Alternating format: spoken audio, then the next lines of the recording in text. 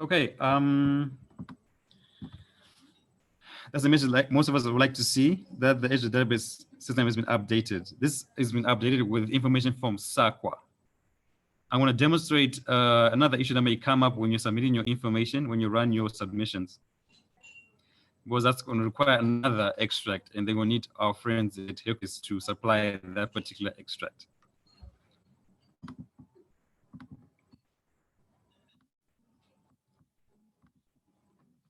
So you're preparing your submission. Going to hide, it's for, you put in your contact details if you haven't already, if the database hasn't had that. I will refresh DB, that's why I'm putting this stuff in.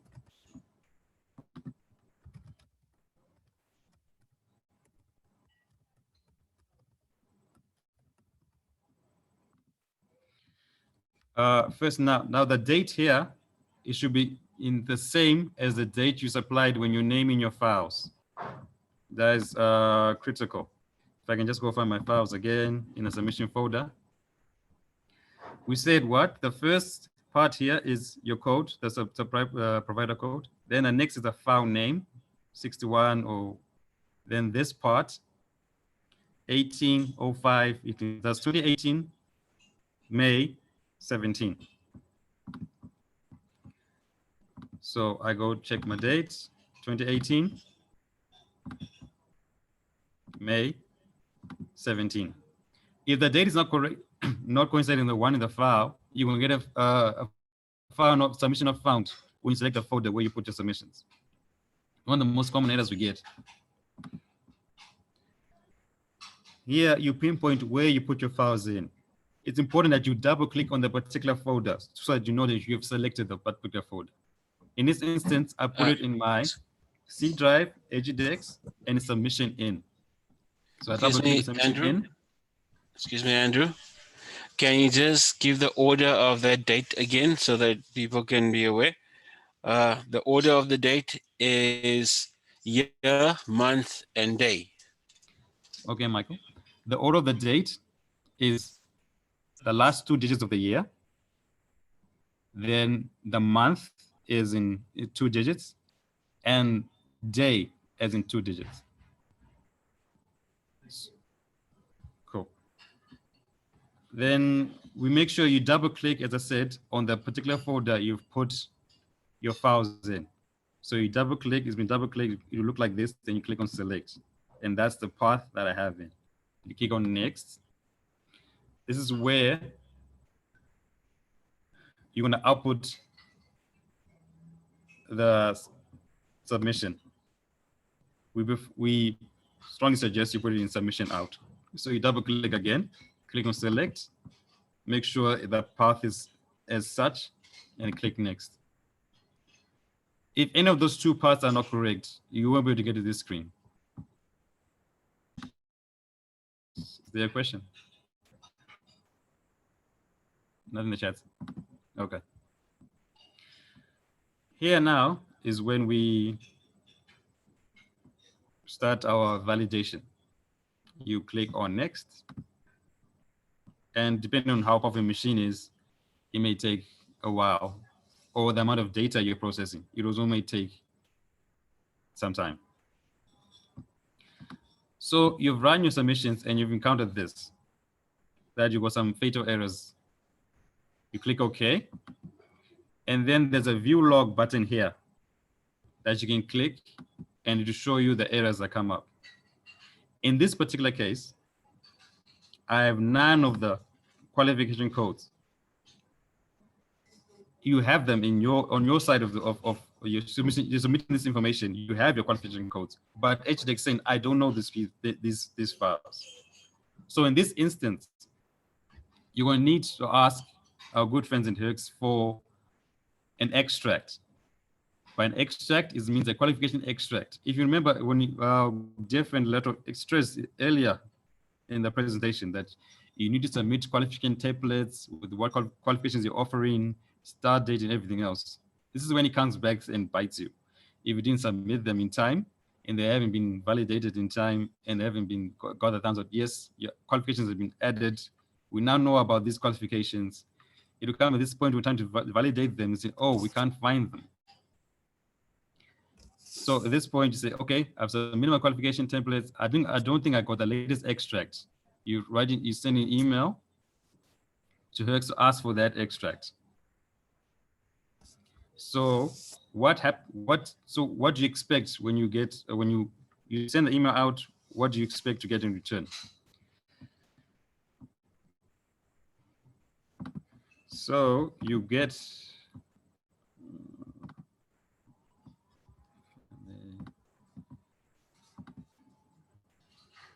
show you.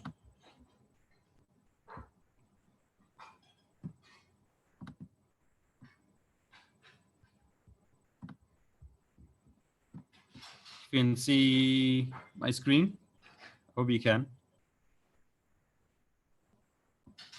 This will come back to you. It's called at least A attachment, up to 5. It has information of the provider, your code, your name, and instructions on where to put your attachments. I also have noticed if some of you are using the online version of Office, if you say download all, it will download as a zip file, and that'll be a problem. Unfortunately, you need to download them individually and move them across to the Edu Dex updates folder. Also, you need to note that at the naming convention, the last 6 digits in the name of the file pertain to the date or when the extract was extracted. For example, if you ask for one today, it will have 20, 11, 12. So for ease of use, I've already done this. I've downloaded the extracts I've done the extracts here, and I'm gonna move them to the Edu Dex update folder.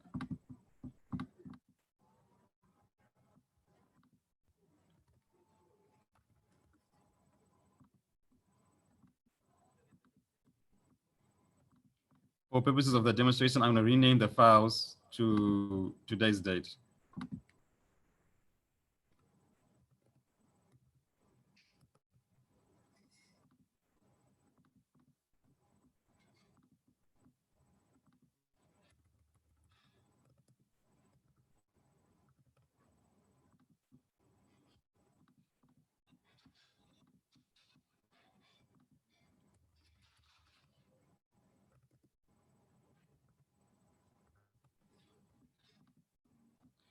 Then you need to exit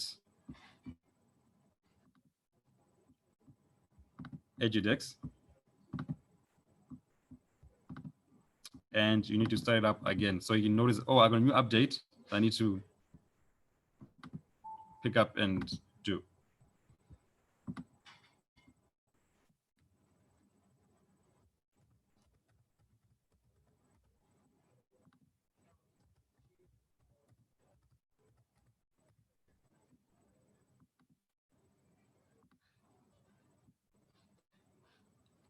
So you get this message box that says it's an update that needs to be uploaded. Click yes to update system, click no to cancel. We advise you click yes. So in this instance, it wasn't much of an update, it was the demo. I made it the file small. So then upon successful update, you get this message. And update is complete. Then you can go back and try and validate your information again.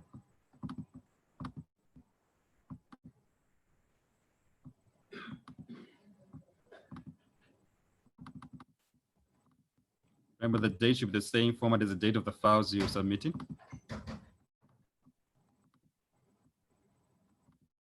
Remember to double click the submission in folder. Make sure you've selected it.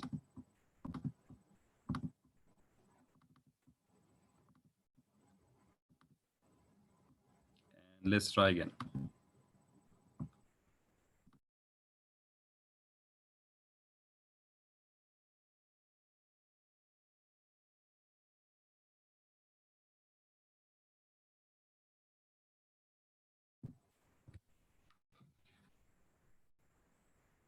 So at this point, we have successfully validated the submission, and then it will be in the submission out folder as a zip file, and then we transport it to SAQA. For the purpose of the demonstration, I'm not going to submit it to SAQA because it contains demo information. I don't want to be mixed with the live data that's currently there. So at this point in the screen, when it asks you to whether you want to submit yes or no, I'm going to click no, but you guys will click yes, and you do move to the submission area, which I want to show you some frequently asked questions. What happens in the junior submission area that you may encounter in that regard.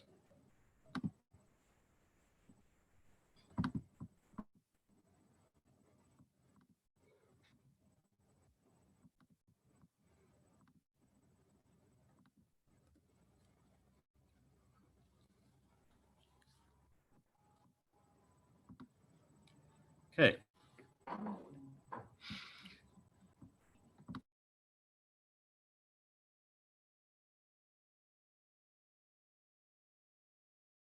Sorry, are there any questions at this point?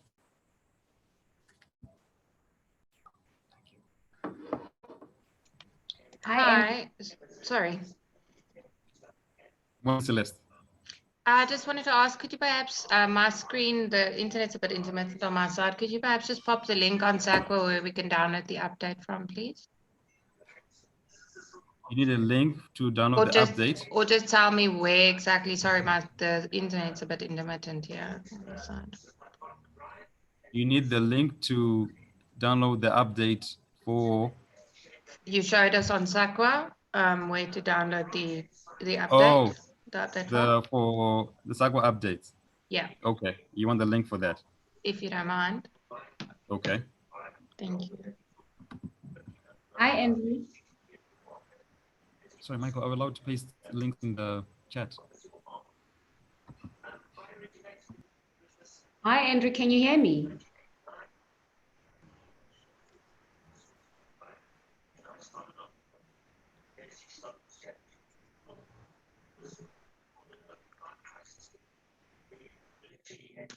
Hi, Andrew. I have a question. Can you hear me?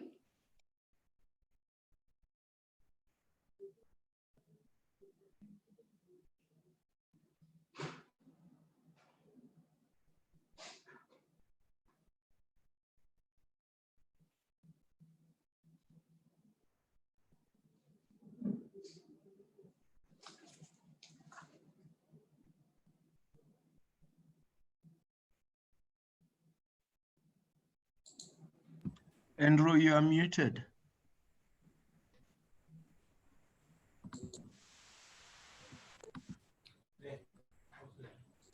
Celeste, we reposted the link again for your convenience.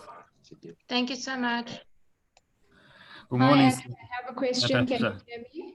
I can hear you now. Sorry about that. Yes. Okay, so I have two questions regarding errors that we had received previously. The first error was with foreign ID numbers, not all of them, but certain foreign ID numbers would give us an error. And the second error is when we are trying to report on journal articles from our academics, some of the articles get rejected. I'm not sure, maybe it's because it doesn't relate directly to the qualification. I'm not sure. If you can give me some feedback in those two errors. Okay, referring to point number 2, I'd like to see the error log. So when they say view log, you can save that and send it to me and I'll find out further. Okay. Then pertaining your first question. Yes, the foreign ID numbers. The foreign ID numbers. Okay, there's ID types and how we validate them. Okay. Right. So on, that should be the person file. Yes. So this PDF I'm referring to can be found on the HEQCIS site. Okay. And also they also got lookup tables for you that can help you understand everything else. This will describe each of the files and how they're supposed to be related. So a bit more technical here. You got foreign ID numbers. I'm supposing you put in alternative ID type number 537, and that'll have an issue in terms of validation. What I'm probably suggest is probably use 5333 as alternative ID type, and then it won't be that fussy in terms of the uniqueness of each of the ID types you supply. Okay, I've just That's got what I one think more. from the top of my head right now. Okay, thank you. I've just got one more question, if I can. That's the purpose of this workshop. Please fire away. Okay, how do I go about reporting on a computer literacy workshop? So it's not a credit-bearing module, it's not an examinable module, but it's simply a computer literacy workshop that we run. For that, I'll have to ask my colleague at HEQCIS, Lerato, to answer that particular question. Okay. Just hold.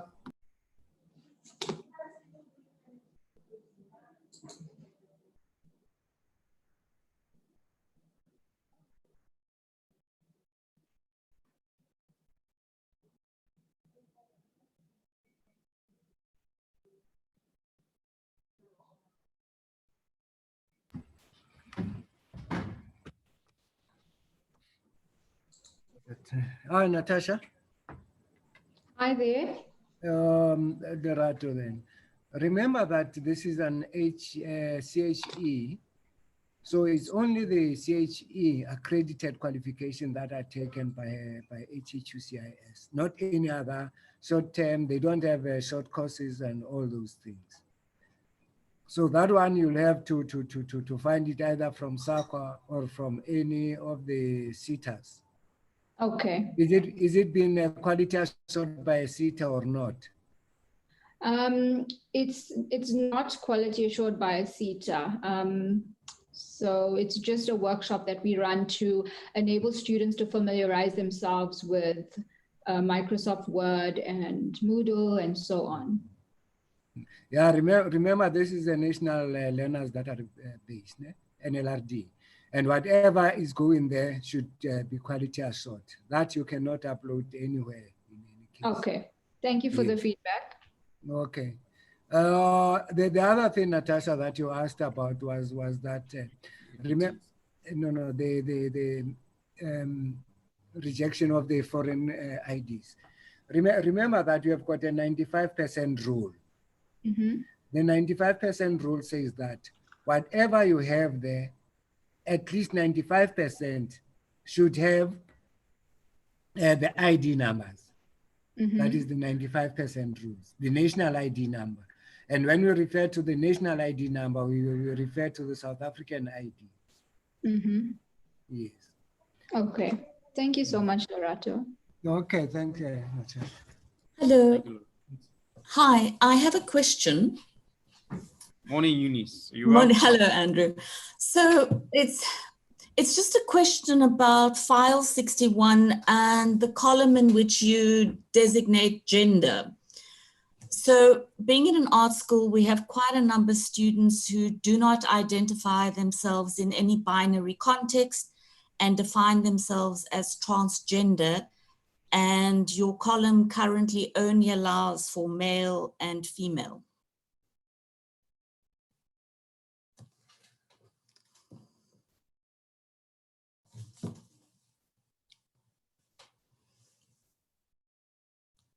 So what do we do if they have undergone transgender surgery and on the ID are one, but physically are another?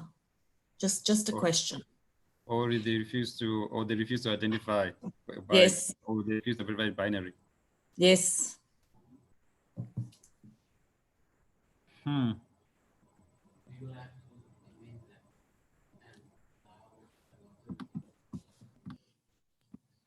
As of now, probably will be a policy change, and they're going to have to amend that and find a way around that, and then the knock-on effect on also Edu Dex, and they also tell to how to verify that properly afterwards. As of right now, I have no way of how you want to capture that reporting in that regard, unfortunately. As I just display in the lookup Excel sheet. That's from HEQCIS right now. That's what they have. Can I jump in here? I'm from the Cape Town Creative Academy, and I've raised this issue with HEQCIS before, and they said at that stage, I think it was in the beginning of the year, that they will look into it. So I'm glad there are more institutions raising this. And then I have a related issue. It's that students who are in the process of transgendering, when they qualify, they wish to have their certificate changed to their new identity, but they don't have their ID yet. So is that a problem? What do we do there?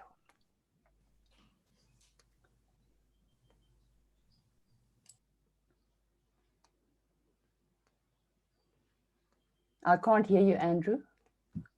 I'm communing with my colleagues here, Lerato and stuff. I'm just relaying the question that you said once a person has transitioned, but the ID does not reflect the transition, that they move from one to identifying from one to another. And then Yes. there's a point where you want to issue you want a certificate, is it? Yeah, the qualification certificate. They won't have their new ID when they get their qualification. What do we do? Do we issue it in the current registered ID and the old name, or do we issue a new one once we get the new ID? What we don't know exactly how to deal with that. Hi there, if I can interject. We have not yet figured out how to deal with this. At the moment, we are dealing with the matters as in the information standards that we have. And this is one of the discussions, how to deal with that, because essentially the person changes if the ID number changes. The ID number is supposed to be a static key. So at the moment, you'll have to issue the certificate with the old or with the existing ID number. When that ID number changes, then the student will then, at the moment, we will get a better way to work around it later on, where the student will then make the same request as someone who got married and their surname changed. So at the moment, we'll just deal with it as this existing ID number. Do we then have to go back and change the data? Because if that's a verification of the qualification issued, we will have to go back and change the data on our data sheets to refer to the new ID number then, or is it a done deal then? It's over and done with, or can we go back and change that for that student after the effect? Natasha, is Lerato again. I'm sorry. Yes. I'm sorry for that. If you can go into your file 61. Yeah. File 61 has from column AE. Do you see from column AE? Yeah. It has got all previous things that are there.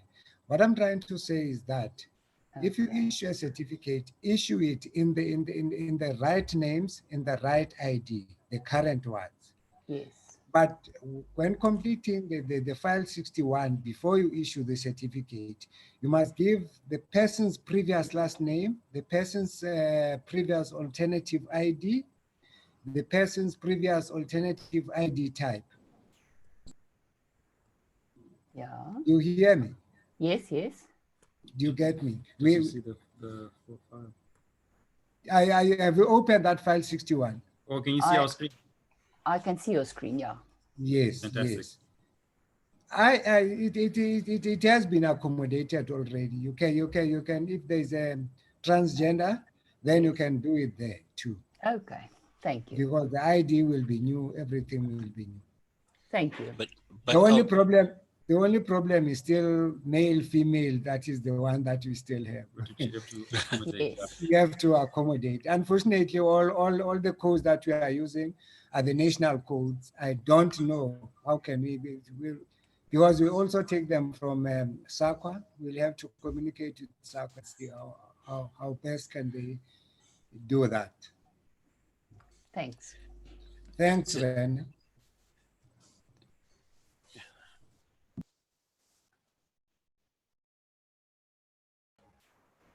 Hi, Andrew. I have a question. Can you hear me? Yes, we can. Please go ahead. So let's say we are introducing a new qualification in our institution. So who do we contact? Do we contact HEQCIS to verify our qualification codes?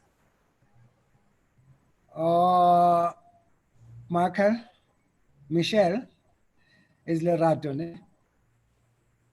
Yes. Your first place to contact, please, to everybody, is HEQCIS. Oh. Remember that Prexas is our service provider. So anything that you have to do with Edu Dex, you have got to go through us. Okay. Because we pay for the service, you don't pay for the service. We should know that we have referred this case to Prexas. Okay. Not that you've been. So the first point of contact is HEQCIS, please. As much as I know that most of the institutions have got their own service providers for uploads, we don't communicate to those service providers because our client is you, not your service provider. So please do the same with us again. Treat us as your clients and not Prexas as your client. Prexas is our client.